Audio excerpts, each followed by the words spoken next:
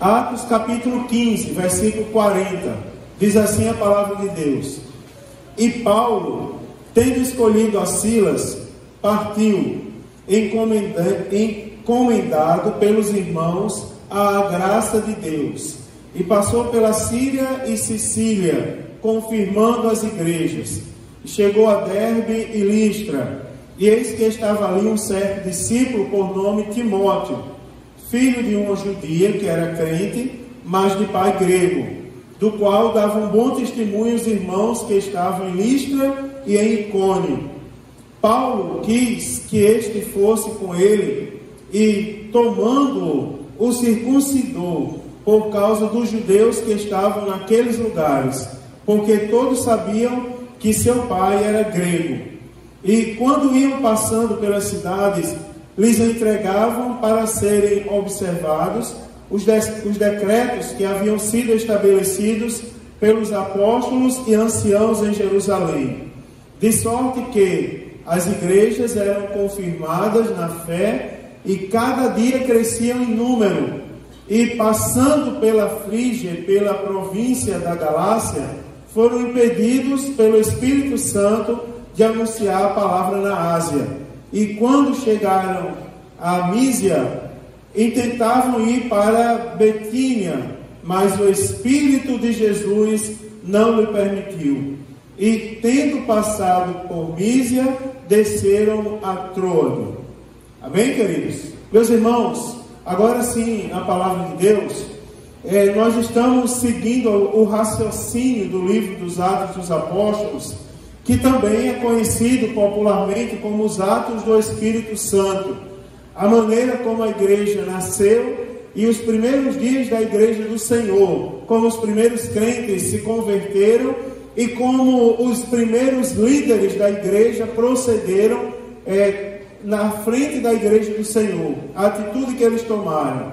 Nós começamos, irmãos, tudo falando acerca da ordem de Jesus Cristo. Lá em Atos capítulo 1, a Bíblia diz que ele permaneceu 40 dias, cerca de 40 dias, depois que ressuscitou, falando acerca do reino de Deus para os seus apóstolos que ele tinha escolhido, para os 11 apóstolos, uma vez que Judas já tinha se matado. Nós vimos que Jesus ordenou para eles, para que eles ficassem em Jerusalém, mas ficaram em Jerusalém com um propósito, até que do alto eles fossem revestidos de poder. Nós vimos todo o contexto, irmãos, e refletimos em muitas coisas até aqui, e começamos a falar do batismo no Espírito Santo, do revestimento de poder e das evidências que seguem esse revestimento, sendo a evidência inicial falar em outras línguas, conforme o Espírito conceda que fale. Agora, nós temos discutido aqui, todos nós, que existem outras evidências além do falar em outras línguas, não é? Por exemplo, quem é batizado no Espírito Santo sente prazer em falar acerca das coisas de Deus. É batizado com o Espírito Santo. O batismo do Espírito Santo é um revestimento de poder e de virtude, não é, irmão? É um impulsionar do Espírito Santo para nós anunciarmos o Evangelho a tudo e a todos. Quem é batizado no Espírito Santo tem um testemunho transformado. E tantas outras coisas, irmãos, que nós estamos falando no decorrer dessas terças-feiras. Eu estava olhando, já vamos ali para o capítulo 16. Sendo Atos 28 capítulos, daqui a pouquinho a gente já termina. Hoje, eu estava lembrando que quando os apóstolos voltaram da primeira viagem missionária, quando o apóstolo Paulo voltou, junto com Barnabé, da primeira viagem missionária, ele retornou à sua igreja de origem. Eu chamei a atenção dos irmãos acerca da fidelidade dos apóstolos para com sua igreja. Quem é crente em Jesus tem compromisso com a sua igreja, não é, irmãos? Tem compromisso, tem um lugar que Deus separou, não é? Que Deus reuniu um grupo de pessoas semelhantemente a cada um de nós, que foi chamado para fora para nós andarmos em comunhão uns com os outros. Na leitura que a gente fez hoje em Efésios 4, é uma leitura rica, se os irmãos puderem ler de novo em casa, é uma leitura que lembra que nós somos membros uns dos outros, não é? Que nós devemos andar juntos, membros um dos outros. No nosso meio não pode ter divisão. No nosso meio não pode haver, irmãos. Eu, quando tomo conhecimento de divisão, não sossego enquanto eu não acabo.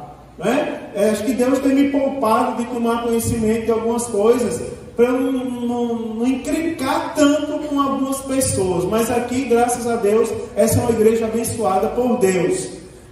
Nós falamos que quando os apóstolos voltaram, eles encontraram uma questão. É que os judeus que ali estavam atribulando, digamos assim, os gentios, acerca da circuncisão, dizendo: vocês precisam ser circuncidados para poder vocês serem salvos.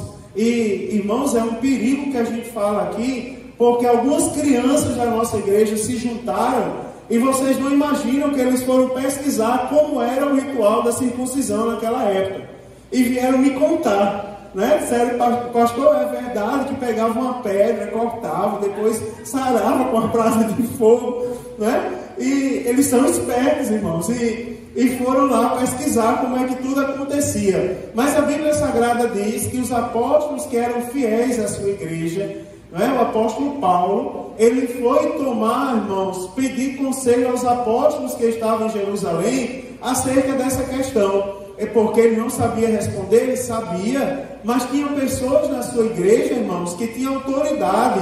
E coisa boa é quando nós reconhecemos a autoridade das constituídas por Deus.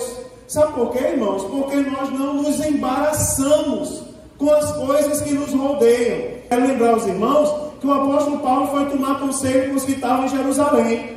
Ele não procurou roda de escarnecedor para sair por aí murmurando acerca do que ele não sabia. Ele foi pedir a opinião oficial dos apóstolos, dos representantes de Jesus Cristo, daqueles que andaram com Jesus Cristo. O que nós precisamos responder aos judeus? Os irmãos, lembram que eu falei aqui? A resposta dos apóstolos foi muito sábia. Espera aí, vocês estão fazendo tanta questão pela circuncisão. Lembra que eu falei isso? Estão fazendo tanta questão pela circuncisão, mas estão esquecendo o quê? Da fornicação, dos pecados da mente, que nascem na mente. Porque Jesus disse que quem comete adultério, comete primeiro na mente. Se você olha e você almeja uma mulher que não é a sua, em seu coração já cometeu adultério.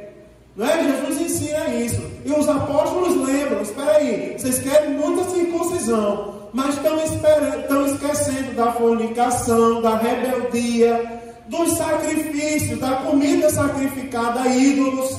Você lembra, irmão, dessa história? E a gente deu alguns exemplos aqui. Faz tanta questão quando você vê alguém radical. Eu sou assembleano tradicional, mas eu não sou radical. Eu ando em conformidade com a palavra de Deus. Não é? Eu sou tradicional, mas não sou fanático, digamos assim. Eu gosto de observar tudo na Bíblia. Agora tem aquelas pessoas que são fanáticas. E cadê que ninguém está tratando do sacrifício a ídolo? Que tem um monte de gente indo ser a rainha do milho no dia do São João. Tem um monte de gente comprando ovo de Páscoa no dia da Páscoa. Tem um monte de gente usando bolo de Papai Noel no dia do Natal e falando mal de Papai Noel. Irmão, nós não cremos no velhinho, nós cremos no Jesus. Aí tira uma foto de bolo e bota a foto na internet. Pessoas que se preocupam muito com a circuncisão, mas estão esquecendo do pecado que vai segurar muita gente na terra no dia que Jesus voltar. E os apóstolos foram sábios em instruir acerca disso. Mas isso nós falamos semana passada. Para terminar esse capítulo, irmãos, nós falamos também da separação que houve entre o apóstolo Paulo e Barnabé. Cada um seguiu o seu caminho. Peraí, quem é o errado da história? O apóstolo Paulo ou Barnabé? Eu disse aos irmãos que não caia nesse engano de julgar quem é o errado, quem fez, quem não fez, quem abandonou, quem não abandonou. Do lado de Barnabé nós temos um gesto nobre. Barnabé, ele olhou para João Marcos e ele disse assim: não, o apóstolo, ele não serve para ir com você na segunda viagem missionária, porque ele desistiu na primeira, então, mas ele serve para mim. E a Bíblia diz que eles se dividiram, tal contenda houve entre eles dois, o desentendimento. Barnabé foi com João Marcos para um lado, o apóstolo Paulo escolheu Silas e foi para outro. Agora, lembre-se que eu falei para os irmãos, Barnabé fez um gesto nobre. Ele não abandonou o mais novo na fé. Barnabé foi um instrumento de Deus na vida de João Marcos. Se a gente pega João Marcos é aquela pessoa que ora é desprezada porque naquele momento não tinha uma característica para aquela missão específica. Isso é muito interessante, irmãos, porque é uma questão de maturidade. Nós estamos assim, na época que muita gente está levando a igreja na brincadeira. Por exemplo, a consagração de obreiros. Em muitos lugares é uma brincadeira. Em muitos lugares é assim, você não tem requisito. Não, mas vem aqui, a gente dá um jeitinho, não é? Venha ser obreiro aqui, venha comigo, eu dou um jeitinho, eu cuido de você, não é? Aqui comigo, não se preocupe, vamos fazer uma falcatruazinha e você chega lá. Quando a gente sabe, irmãos, João Marcos é o exemplo do obreiro que serviu mais na frente. O próprio apóstolo Paulo recomenda ele para Timóteo. Lá na carta de Timóteo ele diz: toma João Marcos porque ele me parece muito útil. Agora, naquele momento, João Marcos ainda precisava amadurecer no ponto. E nós precisamos aceitar o trabalhar de Deus na nossa vida. Irmãos, nenhum de nós estamos prontos para ir morar no céu. Nenhum de nós. Jesus não voltou ainda porque ainda tem algum ponto que precisa ser trabalhado na gente. Tem alguma coisa que precisa ser trabalhada. Às vezes a gente não vê a atitude errada, mas tem isso daqui, irmãos, a mente, que na Bíblia é representado pela palavra coração, que precisa ser trabalhado em muitas pessoas. Muitos estão com gestos adorando a Deus, mas o pensamento está longe. Não é, irmãos? Você lembra que uma série de pecados são previstos na Bíblia. Por exemplo, a Bíblia diz que a rebeldia é semelhante ao pecado de feitiçaria. E tem pessoas que insistem em cultivar a rebeldia nos mínimos detalhes, irmãos. No culto de louvor e adoração a Deus, você toma cuidado para não ser levado pela rebeldia. Por exemplo, vou dar um exemplo de uma rebeldia simples. Coloque-se de pé para a gente orar. Eu não me levanto. Tem alguns irmãos aqui, mais da idade de ouro, lá do departamento do irmão Júnior, que eu sei que são pessoas que têm enfermidade, não é? E não é para vocês que eu estou falando isso. Então, não fique com raiva de mim. E eles levantam quando tem que levantar e sentam. Mas tem um monte de pessoas que ficam sentadas por rebeldia. É todo mundo orando e a pessoa lá, com o braço cruzado. É todo mundo adorando e aquela pessoa olhando por debaixo do banco. Deixa eu ver quem está com a roupa curta. Deixa eu ver o obreiro que não está de gravata. Quem não fez a barba direito hoje. Deixa eu olhar para Eduardo para ver o perfil dele. Ver se o sapato está engraxado ou se não está. Não é, irmãos? Então, isso são coisas, rebeldia. A Bíblia diz, cuidado, porque a rebeldia é o mesmo que pecado de feitiçaria. E os feiticeiros não entrarão no reino de Deus. É uma coisa interessante, porque tem pessoas que são muito santas, mas não obedecem à liderança da igreja. Eu sou o homem mais santo do mundo, mas quando o meu líder diz, vamos orar, eu não vou orar, eu tenho um compromisso mais importante. Se for um rapaz, eu não estou dizendo que é dessa igreja, mas bota uma bola debaixo do braço, uma chuteira e diz, não, tem um compromisso mais importante. Ou entra num carro com um cidadão que não tem compromisso, irresponsável, e vai embora para a praia e ainda fica postando foto na rede social, no dia de culto, na hora da oração. Isso é muito sério, irmãos. Né? O Barnabé foi cuidar de João Marcos, para João Marcos não cair nesse engano. Eu preciso cuidar de João Marcos. Ele pegou João Marcos e foi cuidar. Tinha algumas coisas em João Marcos que precisavam ser trabalhadas. Irmãos, olhemos cada um de nós para nós mesmos. E vamos identificar o que há na gente que ainda precisa ser trabalhado por Deus. Irmãos, vença o adversário. Erga a sua voz, assim, em alta voz. Se você não tem força para dobrar o seu joelho, você fica em pé mesmo e diga assim, Senhor, me cura dessa enfermidade na alma que eu tenho. Eu tinha um irmão que era líder em uma igreja que eu dirigi, que ele disse assim, pastor, bote 500 mil pessoas para liderar que eu lidero, mas não bote R$1 na minha mão que eu me corrompo. Eu disse assim, não, irmão, mas você precisa trabalhar isso. Você não pode admitir, eu não vou pegar em dinheiro. Lógico que a gente tem que fugir do pecado, fugir da aparência do mal. E eu já preguei aqui, se alguma coisa te corrompe, bate em retirada. Mas não é para viver batendo em retirada. A gente bate em retirada para não pecar naquele momento. Mas não nos isenta da responsabilidade de abrir a boca e dizer, Senhor, tira o espírito mal da corrupção do meu coração. Eu tenho que ser capaz de olhar para aquele corrompe e não me corromper mais com ele.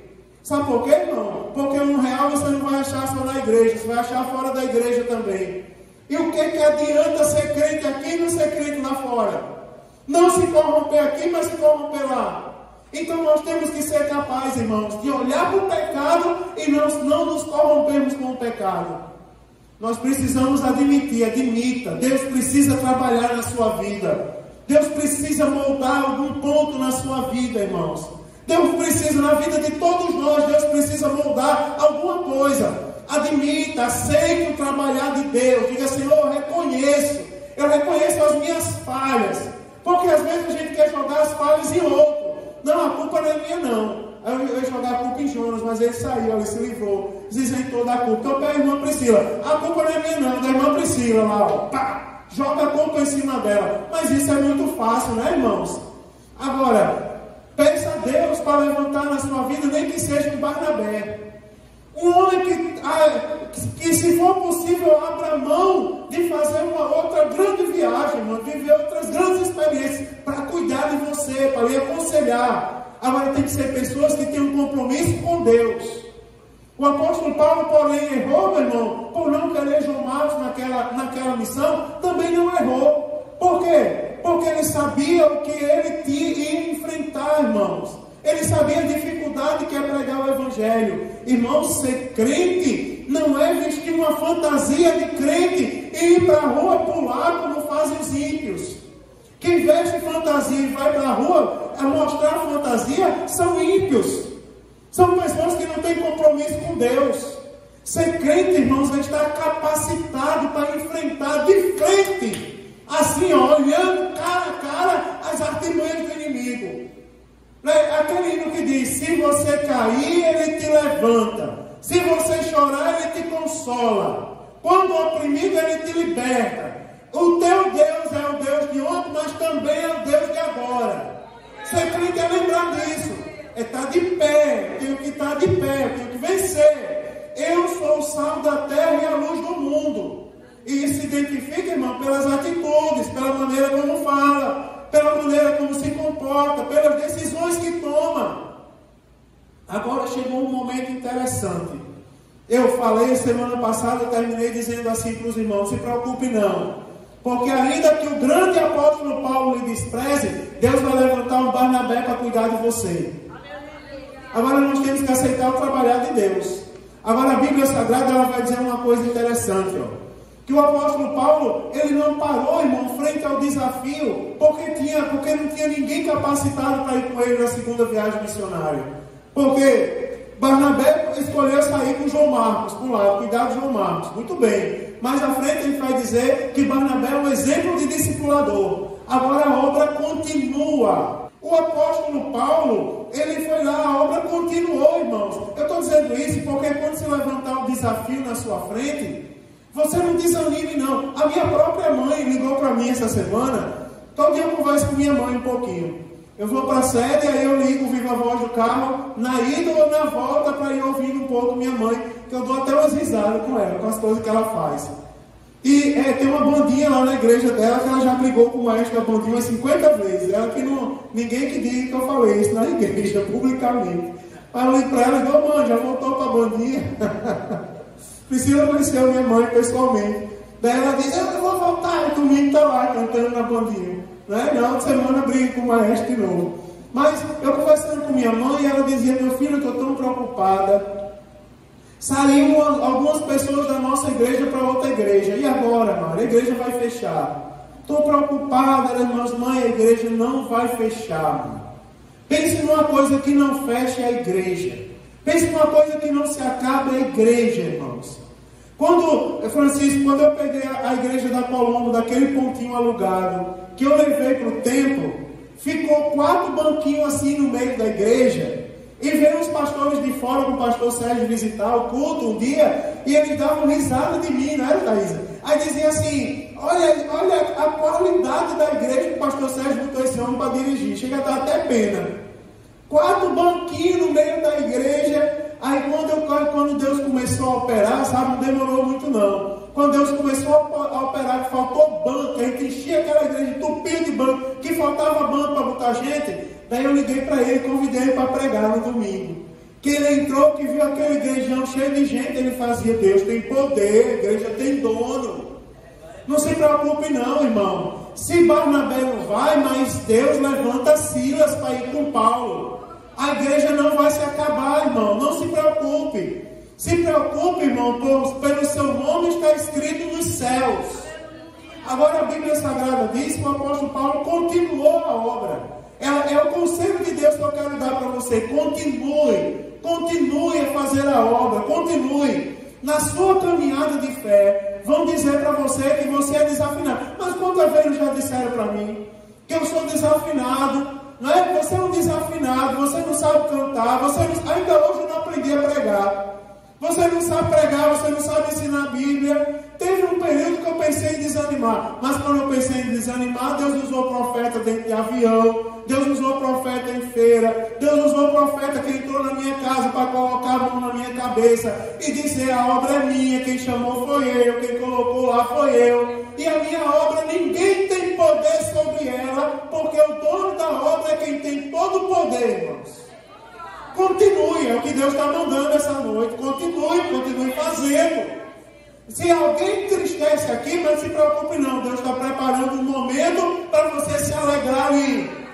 Se uma porta se fecha aqui, outra porta vai se abrir lá. Eu já fui impedido de pregar, mas hoje eu estou aqui ensinando a Bíblia para vocês, com liberdade para falar 2 horas que Jesus é bom e está voltando para levar a igreja.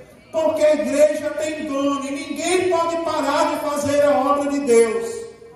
Se em algum momento a tristeza tentar entrar no seu coração, deixa eu falar, irmãos, eu vou fugir completamente do contexto para dizer isso a você. Se em algum momento a tristeza bater no seu coração, você vai olhar para a tristeza e vai dizer assim: olha, tristeza, eu vou lhe falar um negócio. Bicha do inferno. O meu coração é templo e morada do Espírito Santo de Deus. E a Bíblia diz que aonde está o Senhor, a fartura de alegria, a abundância de contentamento, irmãos. Não, eu vou dizer, porque estão querendo parar o povo de Deus. E é uma luta do adversário. Para, não caminha mais. Para, sai do batalhão. Vai embora, volta para casa, desista. Desista não, irmão. Está repreendido toda palavra negativa. Continue, persevere, lute, vai em frente. Deus está no controle. Mas o que vai ser amanhã da minha vida? Vede os lírios do campo? Nem Salomão em toda a sua glória se vestiu tão bem. Não é verdade, irmãos? Você está preocupado com o que vai ser amanhã? Não, irmão. Se preocupe em ser fiel a Deus. Deus vai cuidar da sua vida. Viu? Como Ele cuida hoje, Ele vai continuar cuidando. Eu vou dizer um recado completo. Não vai faltar nada. Não vai faltar nada. Só continue sendo fiel. Pronto, a palavra de Deus. Porque o Senhor tem algo maravilhoso para você, meu irmão. Tem algo maravilhoso. Quem diria? O povo não passa aqui. Era uma vez um menino fazia não sei o que. Hoje o menino está aqui pregando, né? O povo já dá esse testemunho. Quem diria que o menininho tocava pandeiro na feira lá, fazendo rima com o povo, às vezes levando cascudo para ganhar uma moedinha. Hoje em dia estava pregando aqui numa igrejona bonitona dessa, com ar-condicionado, com a Bíblia aberta, dizendo que Jesus é bom, que salva, que levou para morar no céu. Quem diria? Agora tem um detalhe, ó, das moedinhas que ganhava, pegava 10% e dava de dízimo para ser fiel a Deus. Saía sujo para a igreja. Daí o povo dizia assim: isso aí não dá em nada, ninguém sabe nem quem é o pai. Nunca esqueci daquele dia que a irmã do departamento infantil disse: Mari, você que vai cantar o Salmo 121.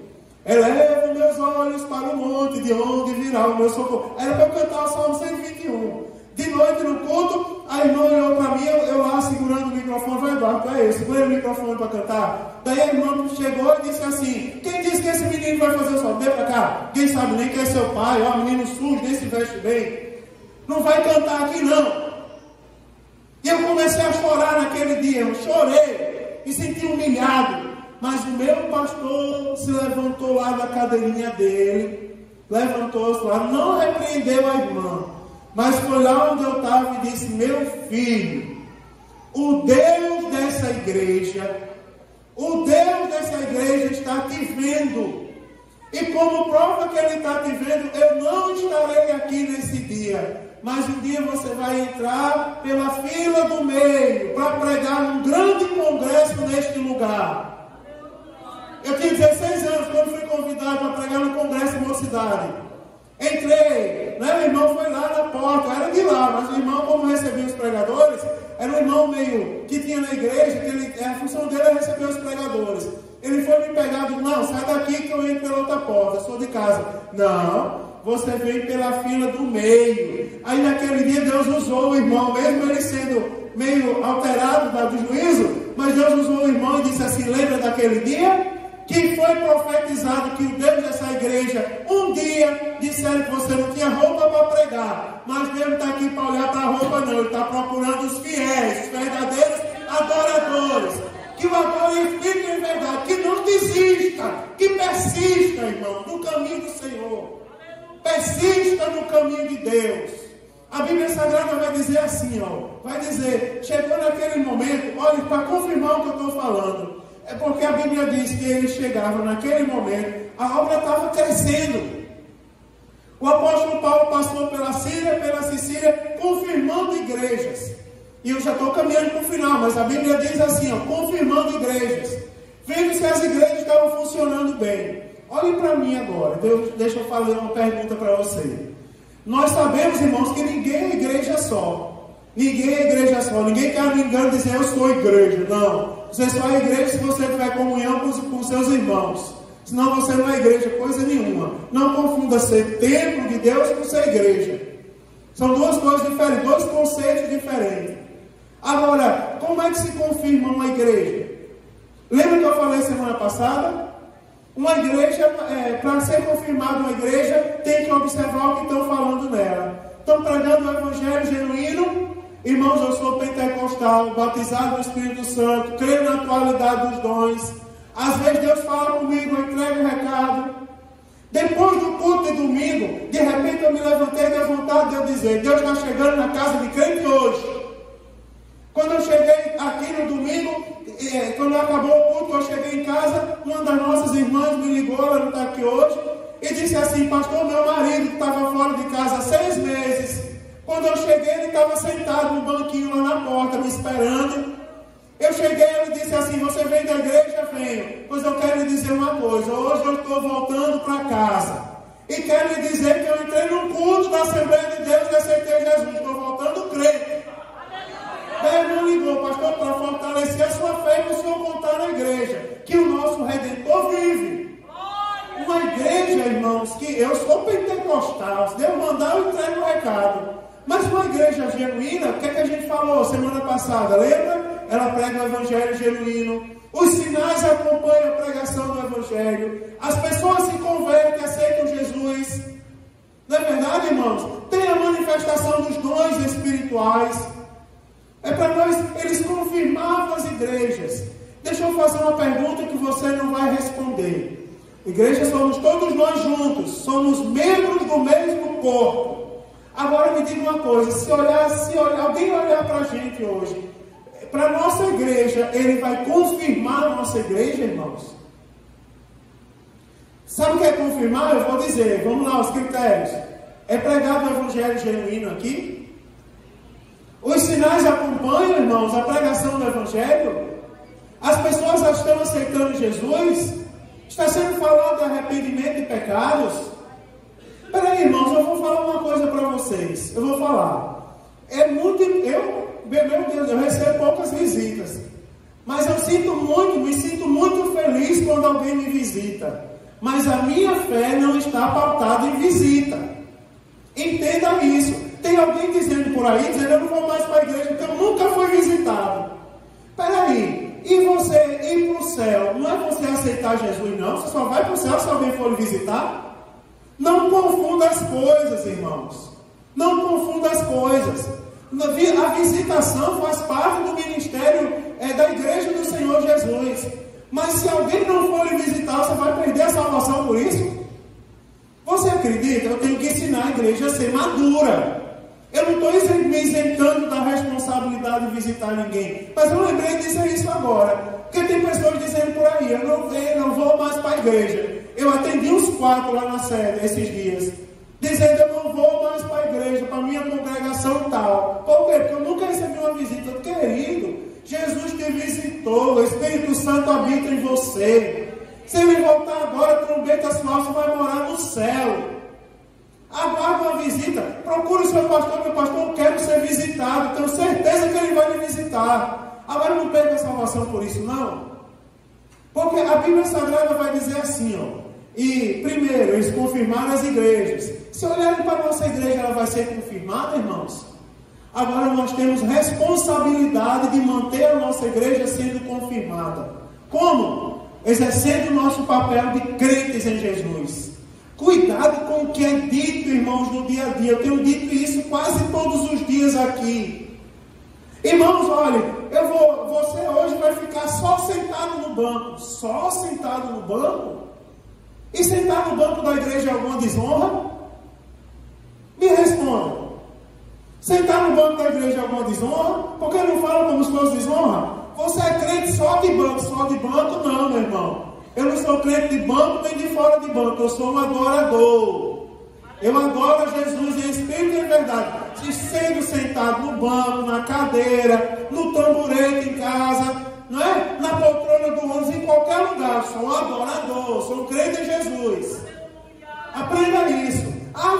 Você só entrega folheto. Irmão, você sabe o que é entregar um folheto? Quantas pessoas não já foram salvas por um folheto que foi entregue? Agora eu vou ensinar uma coisa para você. Ó. Você tem desejo de louvar na igreja?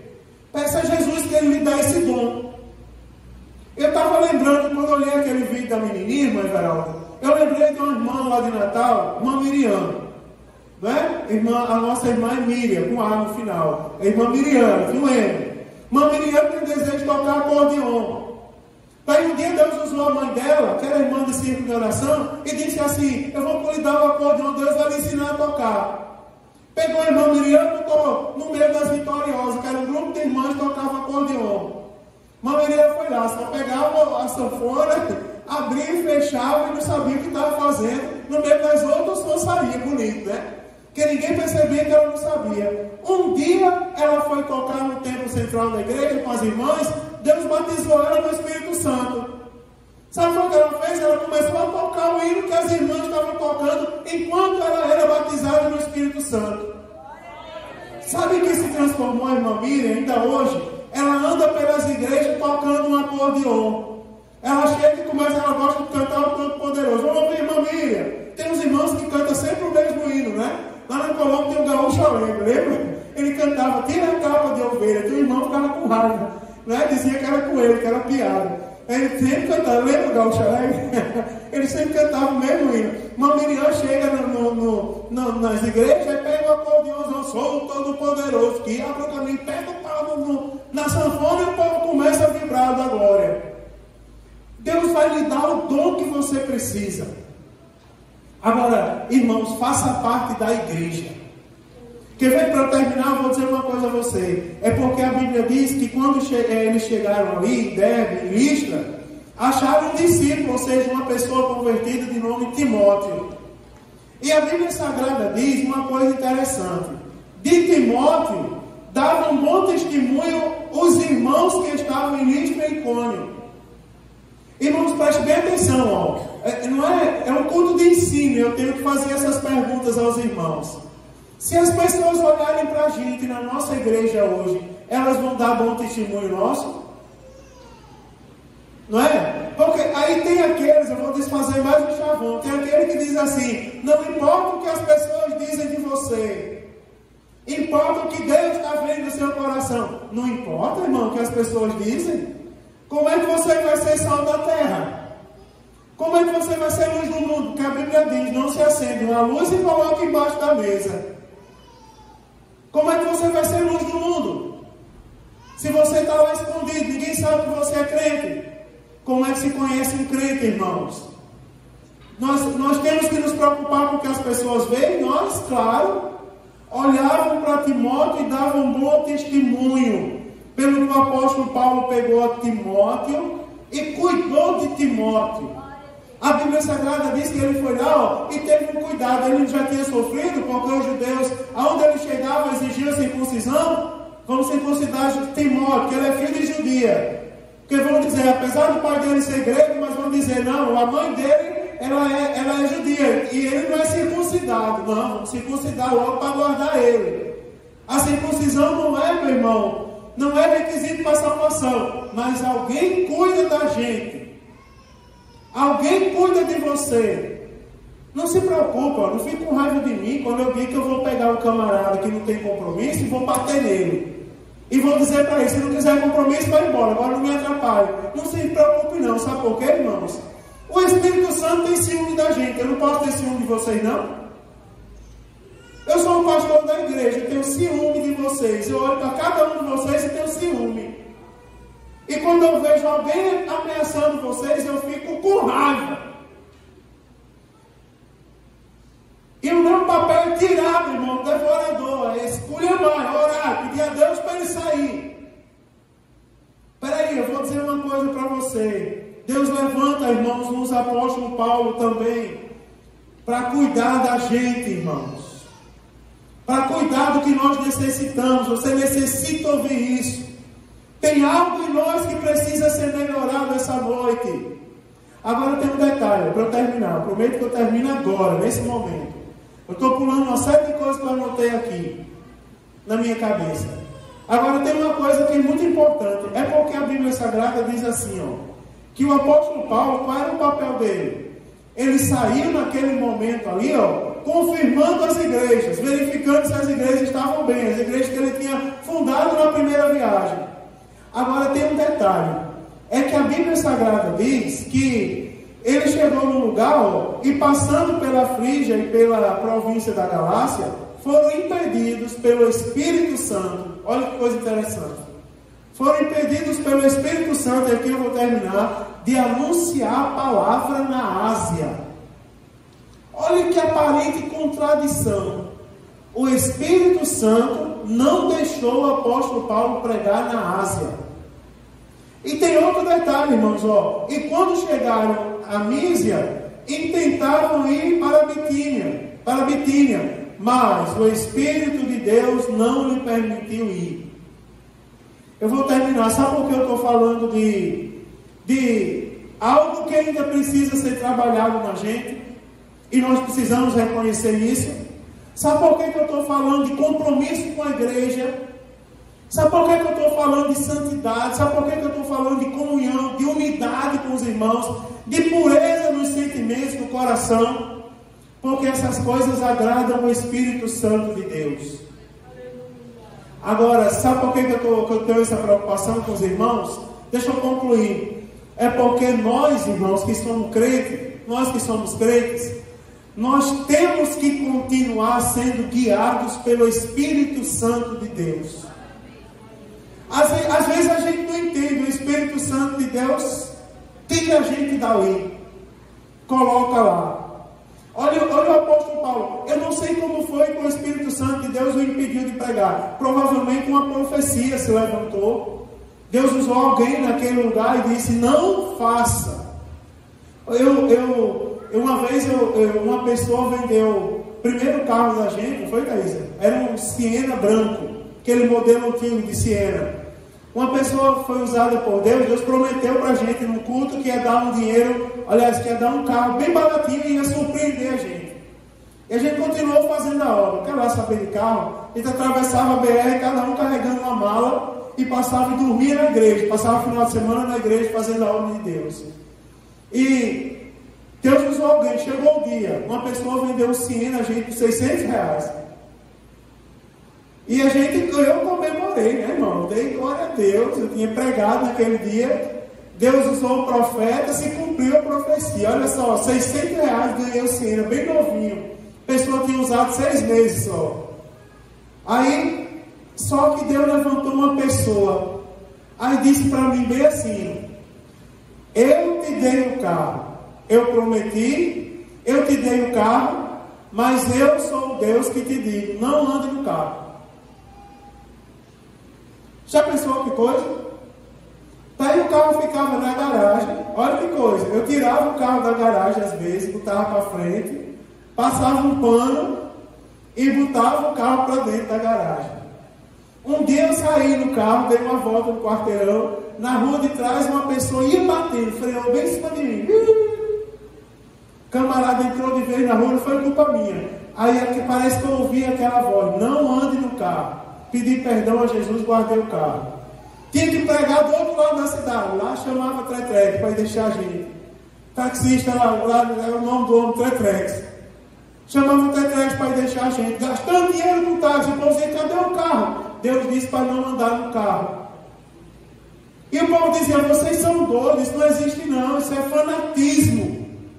Mas o crente, irmãos, um crente em Jesus verdadeiro, ele ainda é guiado pelo Espírito Santo de Deus. Às vezes o Espírito Santo Deus diz: não faça. Uma vez a gente estava num culto como esse, eu fui pregar na congregação do Monte Hebron. Nunca esqueci aquele dia lá em Natal, setor 22 de Natal. O pastor da igreja era o pastor José Nildo, da Rocha. E o pastor Nildo naquela noite disse assim: irmãos, fiquem de pé. Eu não sei porque Deus está me mandando fazer uma oração. E começou a orar: Senhor, eu não sei como os teus servos vieram. Eu lembro que na oração ele disse: ainda que alguém entrou mal intencionado nesse culto, mas o teu Espírito Santo vai ao encontro dessa pessoa agora. E fez a oração e alguns irmãos choravam. E ele depois mandou a igreja sentar e o culto continuou. Na hora do convite veio um rapaz na frente do culto, dessas pessoas que vêm e querem falar, né? Quando aceita Jesus, quer dizer alguma coisa. Aí ele disse assim: pastor, eu quero dizer uma coisa a você. Eu vim aqui assaltar a igreja. Daí ele abriu a camisa assim, e lá enfiado na roupa dele estava o cabo do revólver. Mas ele disse: desde a hora que o Senhor fez essa oração, que eu não consigo mover os meus braços para pegar no revólver. Vocês creem nisso, irmãos? Alguma coisa está segurando meus braços, eu não consigo. O obreiro foi lá e tirou o revólver da cintura dele. E ele aceitou Jesus, dobrou o joelho. Depois do culto, ele começou a mexer os braços de novo. Irmãos, nós precisamos andar guiados pelo Espírito Santo de Deus. Passou acho que uns 3 meses, aí eu fui pregar. Eu já tinha até esquecido do carro, irmão. Eu fui pregar num lugar, lá no templo sede da igreja. Aí eu lembro que Deus usou uma pessoa e disse assim: aquele carro, aquela bênção, hoje eu autorizo você a andar. Você não sabe hoje, mas um dia eu vou lhe revelar o livramento de morte que eu lhe dei. E eu comecei a andar no carro com Thaisa de novo. Nunca, enquanto tínhamos aquele carro, para a glória de Deus, nunca sofremos um acidente. Um arranhão aquele carro não tinha. Porque o crente ainda tem que andar guiado pelo Espírito Santo de Deus, irmãos. Ele é quem diz onde a gente pisa e onde a gente não pisa. Ele é quem deve dizer o que a gente deve falar e o que a gente não deve falar. Ele é que deve dizer, irmãos, guiar os nossos pensamentos. Eu vou falar uma coisa para eu terminar, para eu orar por você. Mas eu vou falar uma coisa para você. Irmãos, as redes sociais estão acabando com a vida de muita gente, irmãos. Está separando casais que vocês não fazem ideia, irmão. O tal do WhatsApp, meu Deus do céu, está acabando casamentos de pessoas. Cuidado, irmão, com o que você escreve ali. Cuidado com as fotos que você tira e envia. Até mesmo as fotos que você guarda no seu celular. Eu falei aqui outro dia, eu disse assim: mães, você teve umas pessoas rebeldes que eu falei e saíram fazendo o contrário. Mas nem sabe o que acontece. Eu disse: irmãs, cuidado, principalmente as mulheres. Eu vi homem fazendo isso também. Eu disse: cuidado, ó. Surgiu uma moda nos Estados Unidos, aquelas artistas dos Estados Unidos que não têm compromisso com Deus, prostituídas, botando silicone na boca para ficar com a boca desse tamanho, porque para muitos homens aquilo é símbolo de beleza. Aí tirava uma foto com o bico assim, ó, e pegava o celular e disse: irmãs, vocês não imitem isso é prostituição. Teve umas aqui que no outro dia o que mais tinha era foto na internet fazendo bico, como quem diz: eu vou fazer. mas eu ia passando ali, ó, do lado no estacionamento, não só eu ouvi que um grupo de irmãos conversando, e duas pessoas desconvertidas entraram no banheiro dos homens, e disseram assim: viu a foto da irmã? Viu o tamanho dos lábios dela? Sabe o que eu fui fazer depois que vi aqueles lábios? Eu nem vou dizer. Não sabia a irmã que estava sendo alvo, estava sendo usada como instrumento do inimigo para os homens pecarem, irmão, por causa dela. Irmãos, eu estou falando isso para chocar mesmo, irmão. O Espírito Santo de Deus se entristece com isso. Nós não podemos entristecer o Espírito Santo de Deus. Nós temos que deixar o Espírito Santo de Deus feliz, com ciúme da gente. Olhar para um da gente e dizer assim: não, nesse aqui ninguém toca, porque esse é meu. Eu sinto prazer nele, nas coisas que ele faz, nas coisas que ele diz. Quando ele canta ali, ele não tem voz para cantar desentoado, mas eu me alegro do louvor dele, porque ele tem me agradado. E a igreja sente quando o Espírito Santo de Deus se alegra. Sente ou não sente, irmãos? Alguém vem desentoado aqui para cantar para o mundo, por quê? Por causa daquilo. Nós volta, nós não sei o quê, mas a glória de Deus cai na igreja, porque o Espírito Santo de Deus se alegra daquela pessoa. Irmãos, o Espírito Santo de Deus tem que se agradar da gente. Nós vamos orar agora, e a sua oração vai ser: Senhor, que o teu Espírito Santo se alegre de mim. Que aonde eu esteja, é verdade, irmão, diga: Senhor, que o teu Espírito Santo se alegre da minha vida, das minhas atitudes. Que onde quer que eu esteja, irmãos, as pessoas se sintam bem de eu estar do seu lado. Alguém chegou para mim matar no final do ano passado, tentaram me matar. Vocês não tomaram conhecimento disso. Esse aqui soube alguma coisa. Alguns soube, aquele ali Deus revelou para ele, de madrugada. E não tentaram me matar com palavras. Você acredita? Alguém chegou para mim e disse assim: o inimigo sabe onde toca, não é? Ele sabe. E chegaram para mim e disseram: ninguém suporta ficar perto de você um mês, porque você é terrível. Você é muito chato, você é uma pessoa insuportável. As palavras que saem da sua boca são palavras que matam. E eu fiquei assim, irmão, fui ficando meio acuado, porque na minha opinião, eu me esforço tanto, irmão, para ler a Bíblia todo dia. Na minha opinião, eu não sou assim, mas eu fiquei triste, porque alguém tentou me matar com aquelas palavras. E foi muito mais coisa, que não convém que eu diga a você que eu não estou aqui para pregar desgraça. Mas naquele dia, um grupo de irmãos dessa igreja, acabou o culto, acabou um dos cultos aqui, irmã Rosinha. Eu saí daqui e me sentei lá naquele murinho ali do lado. Saí assim, que geralmente eu fico, eu gosto de falar, abraçar todo mundo. Mas eu estava tão assim, do que será? E de repente o inimigo cegou a minha vista, Francisco. Cegou porque, na minha opinião, eu olhava assim do lado, olhava para o ministério, esses irmãos nem não gostam de mim. Nem, não, é tudo meu inimigo. Eu olhava para os adolescentes, esses adolescentes não me suportam. Eu olhava para os jovens, esses jovens, não, nenhum deles querem ser meu amigo. Eu olhava para o centro de oração, parecia que eu estava vendo o olhar das irmãs assim, dizendo: pastor, vai embora daqui, que a gente não aguenta mais você. E eu chorava de noite, eu dizia: Senhor, o que é isso? Mas um grupo de pessoas dessa igreja, um dia acabou o culto, vieram em volta de mim assim, ó. Vieram em volta. É por isso que nós temos que ser o que, irmão? Igreja. Que a gente tem que ter comunhão com os irmãos. Não é verdade? Um grupo de irmãos chegaram do meu lado, eu ali sentado lá naquele murinho, disseram assim: pastor, a gente está orando. E era exatamente o grupo que eu pensava que não gostava de mim, irmão. E o grupo chegou e disse assim: pastor, nós estamos orando para o senhor não ir embora. Eu nunca me envaideça disso, porque eu sei que vai chegar o dia que eu vou embora, eu vou chorar muito nesse dia, porque eu gosto muito de vocês. Mas aquela pessoa disse: a gente está orando para o senhor não ir embora, sabe por quê? Nós amamos o Senhor. Sabe o que foi que eu vi naquela atitude? Eu estava lendo essa palavra e lembrando daquilo, irmão. Era o Espírito Santo dizendo assim: vale a pena ser santo, vale a pena perseverar, vale a pena, porque a alegria do Espírito Santo é assim, ó. Ainda que o mundo todinho diga, Vitor, que você não vale nada, Mas o Espírito Santo, quando se alegra com a gente, ele mostra ao mundo todinho que nós ainda temos ele. Ele é maior do que o mundo, irmãos. Importa que nós tenhamos a alegria do Espírito Santo em nosso coração. Jesus está falando com pessoas aqui hoje. O Espírito Santo precisa se alegrar com você, de você. Coloque-se de pé nesse momento. E nós vamos orar. O Espírito Santo precisa se alegrar comigo. Faça essa oração hoje. Senhor, que o teu Espírito se alegre de mim. Que o teu Espírito se alegre. É verdade. Eu não quero aquela alegria, que é aquela alegria assim, é passageira.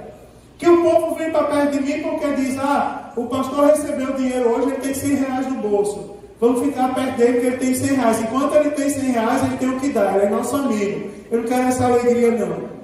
Eu não quero essa alegria. Vamos ficar perto do pastor porque ele é bonito. Enquanto ele for bonito, ele está perto dele. Eu sei que vocês estão concordando.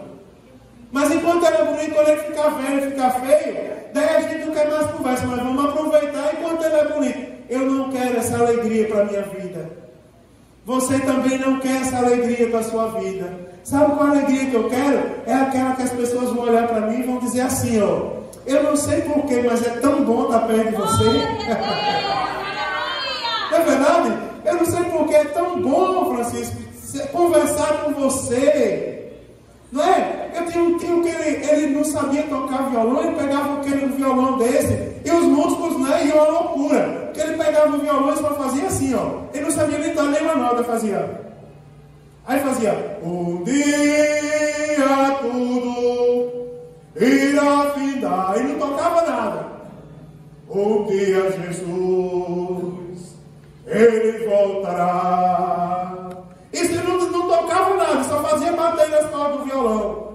Mas se reunia um número grande de pessoas toda noite para ouvir ele tocar o violão.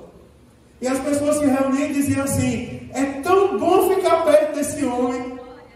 Ouvindo ele tocar violão, não tocava nada. Mas qual é a explicação, irmão? A alegria do Espírito Santo. Aleluia! O Espírito Santo se alegrando dele. Eu quero profetizar sobre você essa noite. A alegria do Espírito Santo. Deus está se alegrando de você. Porque você veio ouvir a palavra de Deus, irmão. O Senhor está renovando a sua mente essa noite. O Senhor está renovando o seu coração essa noite. O Senhor está tirando a tristeza, está convertendo iniquidade esta noite. Senhor Jesus não está aqui para botar ninguém para o inferno, não, irmão. Ele está aqui para salvar. Por isso que Ele lhe trouxe essa noite a esse lugar. Você está aqui, Jesus está trabalhando no seu coração. Queiram ou não, as pessoas vão se sentir bem com a sua presença, porque em você habita o Espírito Santo de Deus. Aleluia. Que Deus nos abençoe, irmãos. Feche seus olhos para nós orarmos agora, em nome de Jesus.